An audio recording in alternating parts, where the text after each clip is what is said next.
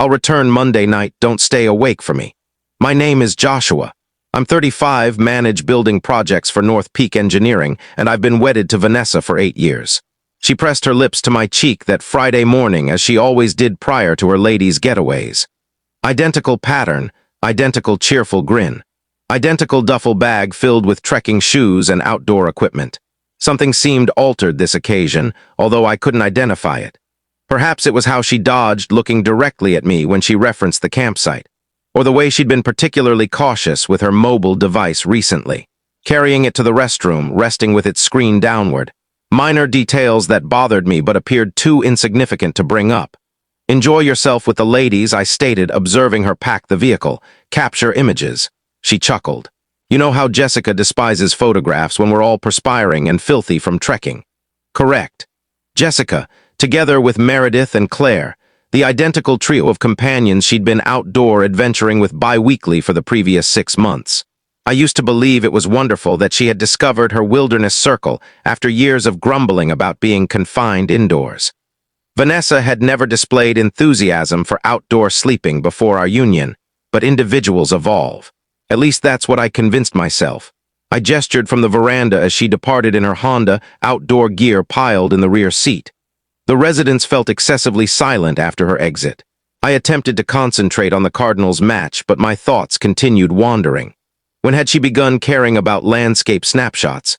When had she acquired those costly trekking shoes? I'd never observed her don them around the area. Saturday morning I labored in the workshop, arranging instruments and attempting to dispel the odd sensation in my torso. Vanessa had messaged once. Lovely dawn, preparing to embark on the paths. No image, although she typically transmitted numerous dusk pictures from these excursions. I assured myself I was being suspicious. Matrimony demanded faith. She'd merited mine over 8 years. But faith doesn't account for why she'd begun handling washing independently, or why her outdoor attire never carried the scent of bonfire fumes, or why she'd obtained a secondary mobile device last month for professional crises that never appeared to include genuine job communications. I was polishing ignition components when my phone sounded. Joe Patterson, my pal from the cement team. Josh, we must convene immediately. The inflection in his speech caused my hands to cease activity. Joe wasn't theatrical. 30 years of building labor had instructed him to communicate straightforwardly about grave matters. What's the issue? My friend Samuel has been uploading images on Facebook, and your spouse appears throughout them. I'll forward you the connection immediately. I placed the tool aside. Fascinating. I encountered Vanessa at a hardware shop 9 years ago. She was attempting to repair a dripping tap in her flat, totally bewildered in the pipe area. I assisted her locate the correct seals, and she purchased me coffee subsequently. She was 24 then, employed as an oral cleaner, accumulating funds for medical training. I was 26, already overseeing minor building assignments and envisioning launching my own contracting enterprise. We constructed something genuine jointly. I backed her through medical training while she maintained our flat tidy and our money orderly. When I eventually accumulated sufficient to purchase this residence in Overland Park, she selected every item of decor. We coded every space ourselves, operating late into the night with tunes playing and pizza containers stacked on the ground. She was dissimilar then, sincere, forthright. When she disliked something, she declared it. When she desired something, she requested it. The lady who pressed her lips to mine farewell yesterday seemed like an unfamiliar person donning Vanessa's visage.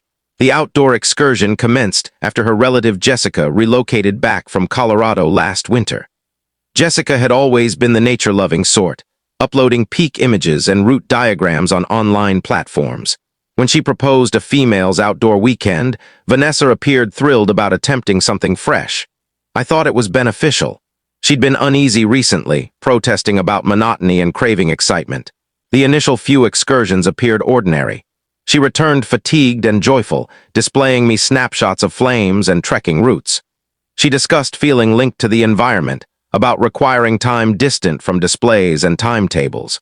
I endorsed it. Everyone requires pastimes, but matters began altering around the 4th excursion. She grew secretive regarding the specifics. When I inquired about particular campsites or trekking paths, she provided ambiguous responses. Oh, just some paths Jessica discovered. She ceased displaying me images. She began bathing right away upon returning before even unloading her sack. Then there was her mobile behavior. Vanessa had never been possessive regarding her cellular device. We'd exchange them openly, utilizing whichever was nearest when we needed to search something or place a call. Abruptly, she was protective concerning it. Code secured. Always screen downward, carrying it with her everywhere, even to the restroom. I began observing her outdoor equipment never appeared utilized. The shoes remained immaculate. The resting sack never required cleaning. When I referenced it, she chuckled and stated Jessica was compulsive about maintaining gear spotless. The secondary device emerged 3 weeks ago. Professional necessity, she clarified. The oral clinic requires us to have dedicated crisis contacts. But I never heard it chime. She never responded to professional calls on it. It simply rested in her handbag, quiet and enigmatic. I desired to believe her. Matrimony means having faith in each other, but proof was accumulating like thunderclouds. Joe's Facebook connection loaded gradually on my mobile screen. Then I spotted her. Vanessa wasn't outdoors sleeping with Jessica, Meredith, and Claire. She was at a waterside lodge with Samuel Morrison, a fellow I identified from Joe's building team. They weren't traversing paths or toasting sweets around a flame. They were sharing alcohol on a platform overlooking the liquid. They were embracing in front of a dusk. They were clasping hands while strolling along a private shore. Image after image displayed my spouse of 8 years living a totally different existence. Samuel had labeled the spot, Romantic Escape at Lake Ozark. The time marks showed Friday night through Sunday dawn. While I rested at home viewing baseball and arranging instruments, Vanessa was pretending domesticity with another male. I scrolled through additional images. Samuel's limb around her midsection. Vanessa giggling at something he murmured in her ear. Both of them preparing morning meal in the lodge kitchen, appearing comfortable and household. She was donning the costly trekking shoes I'd questioned, but there were no trekking paths visible. Just a deluxe lodge rental and 2 individuals who clearly weren't unfamiliar. The worst aspect wasn't the disloyalty itself.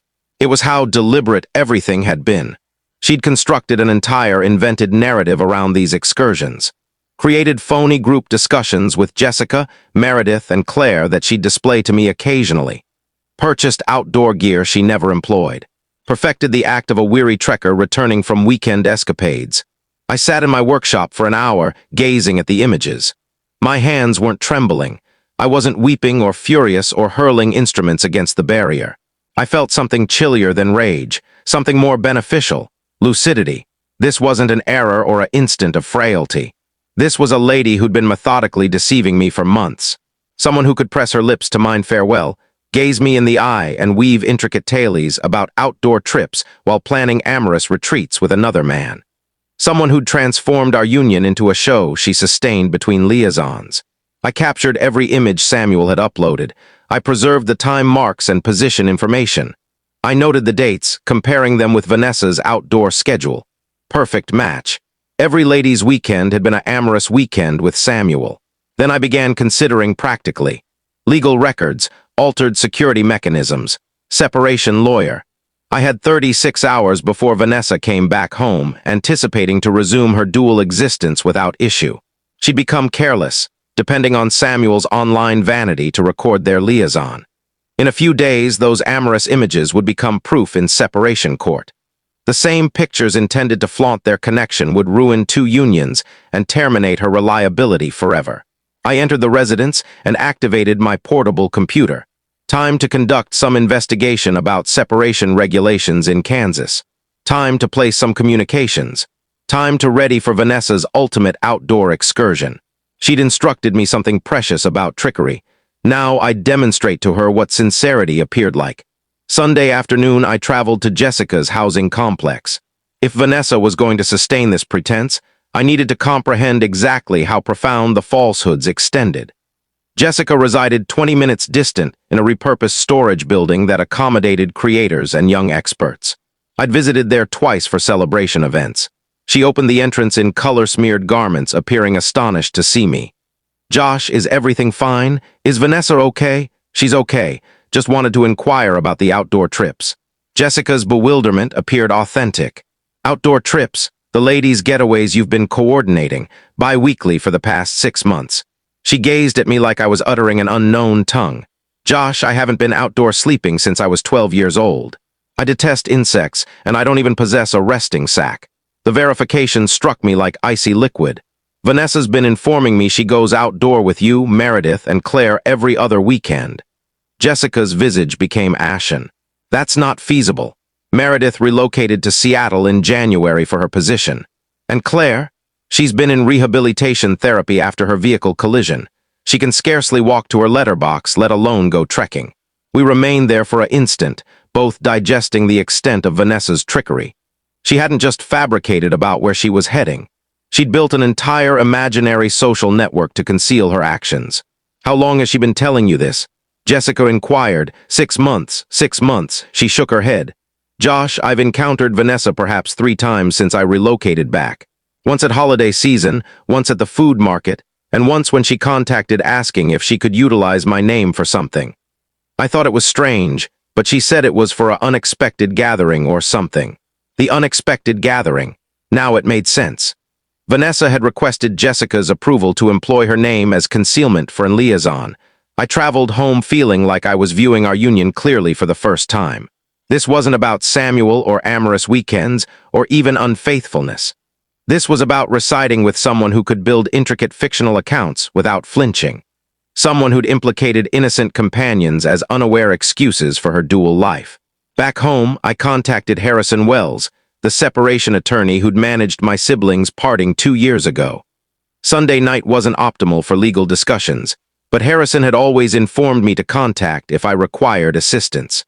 I need to submit for separation, I stated. I have image proof of infidelity and methodical trickery. How recent is the proof? This weekend, the other male uploaded everything on Facebook. Harrison was silent for an instant. That's either incredibly foolish or incredibly conceited. Both, I think. Can you be in my workplace tomorrow morning at 8? Bring everything you possess. Captured screens, dates, monetary records. If she's been fabricating about her locations for 6 months, we need to examine credit card reports and bank documents, too. After disconnecting, I spent the night recording everything. Vanessa's outdoor equipment acquisition dates, her new device activation, the correlation between her excursion timetables and Samuel's online uploads, credit card expenses that didn't align with her outdoor tailies, lodging reservations instead of campsite costs. The proof depicted an image of careful trickery. She'd been organizing these liaisons with the same focus on detail she applied to managing our household finances.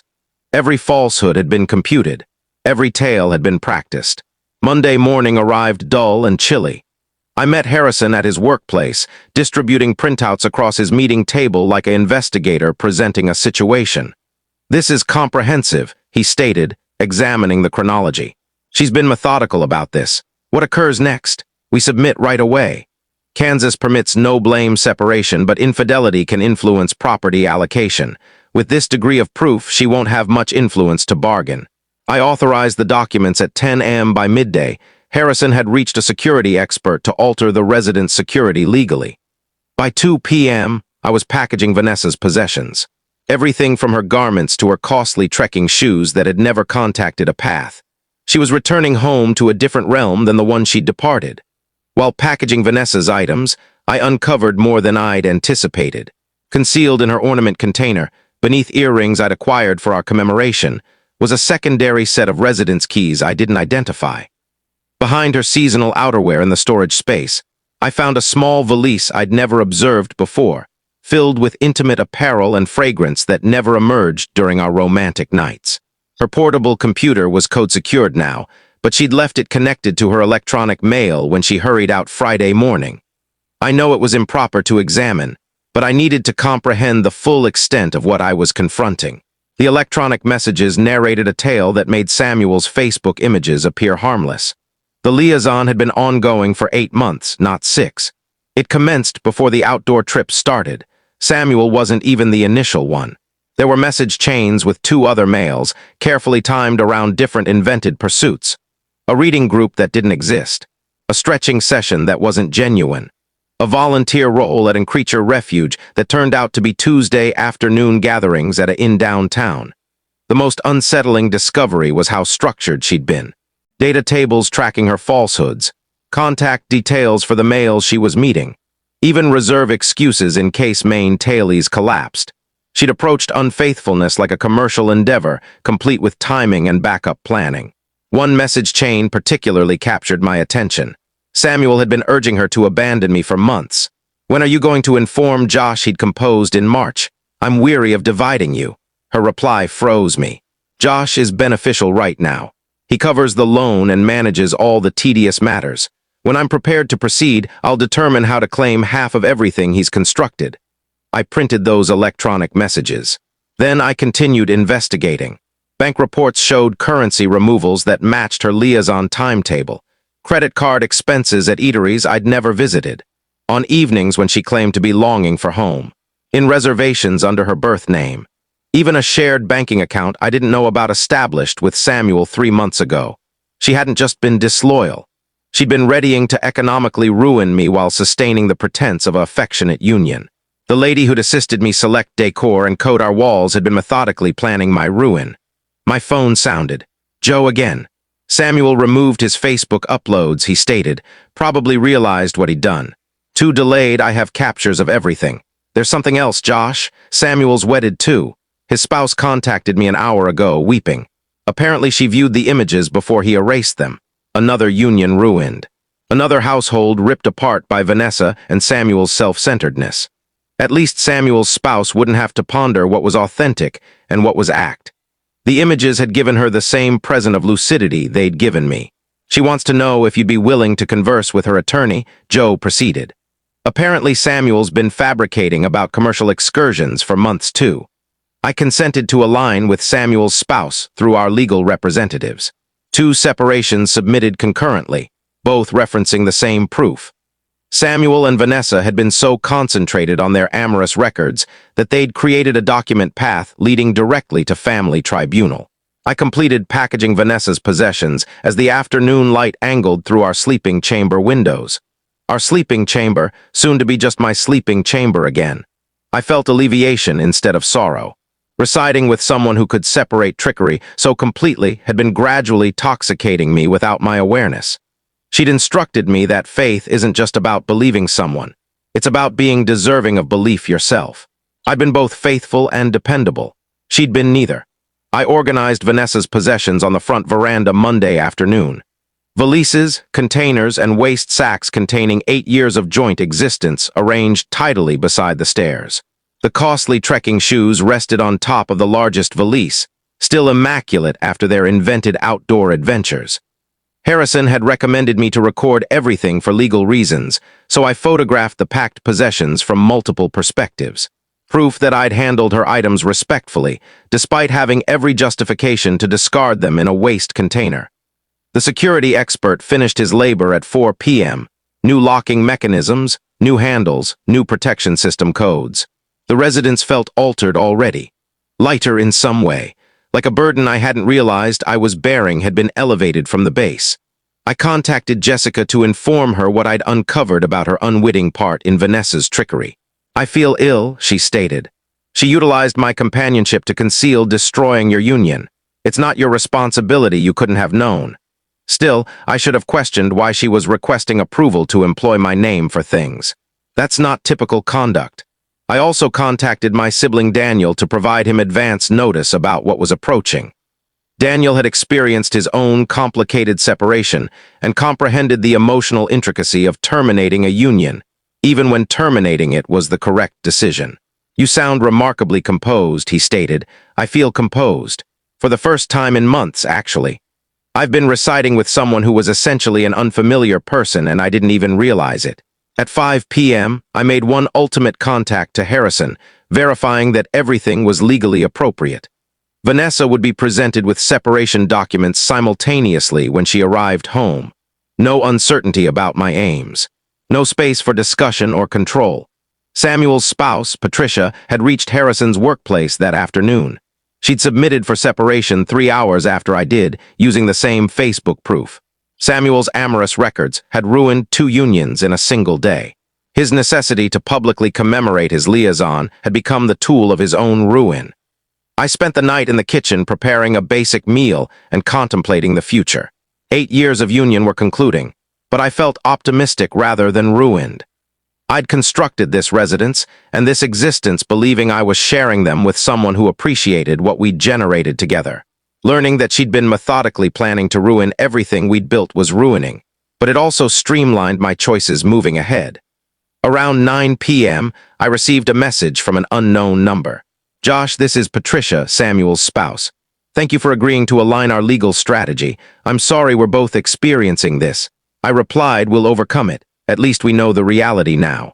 She responded, "That's exactly what my legal representative stated. The reality is hurtful, but falsehoods are worse." I placed my phone aside and rested in the family room Vanessa and I had coded together 3 years ago. Tomorrow, she'd return anticipating to resume her dual life without issue.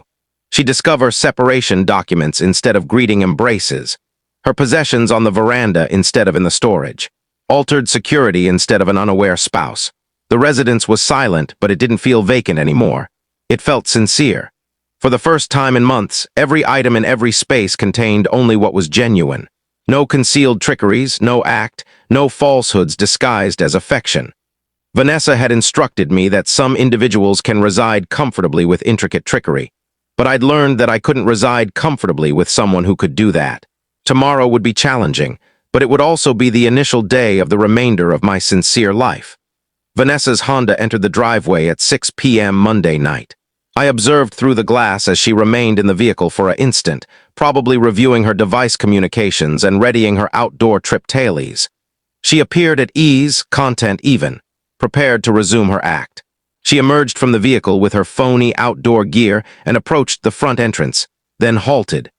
Her possessions covered the veranda like an outdoor sale distributed across our stairs.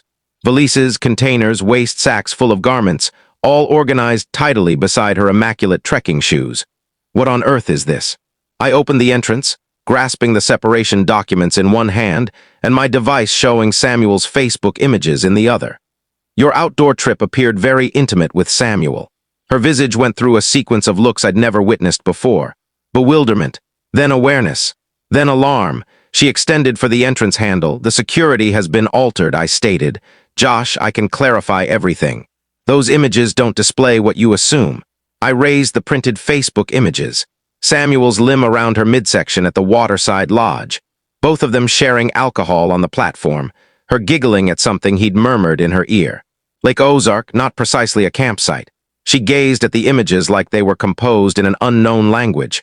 "How did you obtain these?" Samuel uploaded them on Facebook, 47 images of your amorous weekend. I presented her the separation documents. "You've been presented, infidelity with photographic proof." Her hands trembled as she examined the legal papers. "You can't do this. We can resolve this." Jessica conveys her greetings. She was astonished to learn about all the outdoor trips you've been undertaking together, especially since she hasn't been outdoor since she was 12 years old. Vanessa's visage became pale. The network of falsehoods was disintegrating in real time. Samuel's spouse submitted for separation today, too. Same proof. The next 6 months brought repercussions that extended far beyond our union. Samuel's building firm dismissed him when his liaison became public information, referencing ethical standards provisions in his job agreement. Vanessa forfeited her role at the oral clinic when clients began chatting about her marital turmoil, making the work environment uneasy for everyone. The separation agreement benefited me substantially. Kansas tribunals don't view favorably on methodical trickery and infidelity, especially when the proof is so thoroughly recorded. Vanessa obtained minimal properties and had to locate her own lodging right away since she couldn't afford the loan on our residence alone. Samuel and Vanessa's connection didn't endure the public examination. When their liaison was no longer covert and thrilling, they discovered they had little shared beyond mutual self-interest. Samuel relocated back with his guardians after Patricia claimed half of everything in their separation. Vanessa found herself solitary in a small flat, working partial hours at a medical center across the area where nobody knew her background. The most artistic retribution came from online platforms itself. Samuel's Facebook images, intended to commemorate their romance, became proof that ruined both their unions and reputations. Their companions and relatives saw exactly what they'd been doing while sustaining appearances of joyful unions. The electronic path they'd created for confirmation became the tool of their social isolation. I retained the residence, reconstructed my reserves, and began courting again after a year. Encountering sincere ladies reminded me what genuine connections felt like. No acts, no intricate falsehoods, no dual lives concealed behind invented outdoor trips. Patricia and I became companions through our joint experience.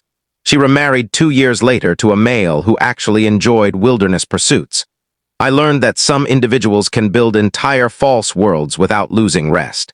But discovering their ability for trickery was ultimately freeing rather than ruining. Faith, I realized, isn't just about having belief in someone else. It's about knowing you merit sincerity in return.